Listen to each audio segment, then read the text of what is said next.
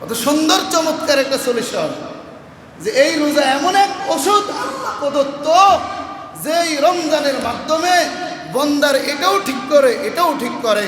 এটা ঠিক করার জন্য আল্লাহ বলেছেন ওয়াতিমুস সিয়ামা ইলাল লাইল, তোমরা রোজা সকাল থেকে সন্ধ্যা পর্যন্ত কিছুই খাইবা না, খাবার থাকবে কিছুই মুখে নিবা না, খাবার থাকবে কিছুই মুখে নিবা না, পানীয় নানান ধরনের শরবত থাকবে ভিতরে ঢুকাইতে পারবা না, স্ত্রী আছে কখনোই সহবাসে লিপ্ত হতে পারবা না।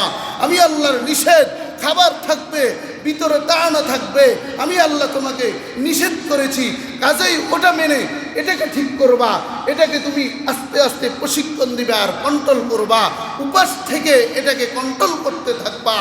আর দেমাগটাকে ঠিক করার জন্য এই মাসে আমি আল্লাহ কোরআন নাযিল করে দিয়েছি, তাই কোরআনটাকেও ভিতরে ঢুকাইবা, দেমাগটাও তোমার ঠিক হয়ে যাবে ঠিক, রোজাগুলোও রাখবা, ভিতরটাও ঠিক হয়ে যাবে। দুটার সমন্বয় যখন হয়ে যাবে, আমি আল্লাহ তোমাকে বলবাম লাআল্লাকুম তাত্তাকুন, তুমি মুত্তাকি হয়ে গেছো, আমি তোমার প্রেমে পড়ে গেছি, আমি তোমার প্রেমে পড়ে গেছি।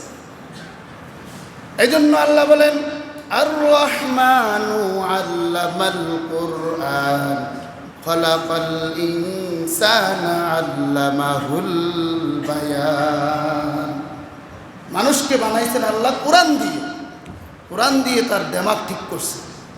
দেমাগ দিয়ে মানুষ ঠিক করেন নাই, কাজেই দেমাগ দিয়ে কাজ করতে গেলে নাস্তিক হওয়ার সম্ভাবনা আছে, কলব দিয়ে কাজ করতে গেলে, নফস দিয়ে কাজ করতে গেলে হাইওয়ান জানোয়ার হওয়ার সম্ভাবনা আছে। কাজেই দুটাকেই চিকিৎসা করার মাসের নাম হলো রমজান।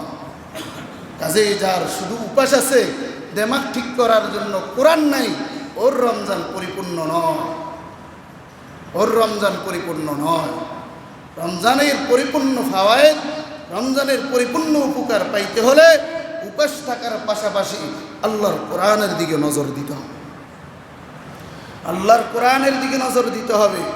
এই জন্য বাপ বহুবার বলছি, ঘরে কোরআন চালু করে দেন, মসজিদে কোরআন চালু করে দেন, কোরআন শিক্ষার জন্য একটা সময় বের করে নেন, তা না হয় আমার আপনার এভাবেই রমজান যাবে, কোনো ফল ফুসু হবে না।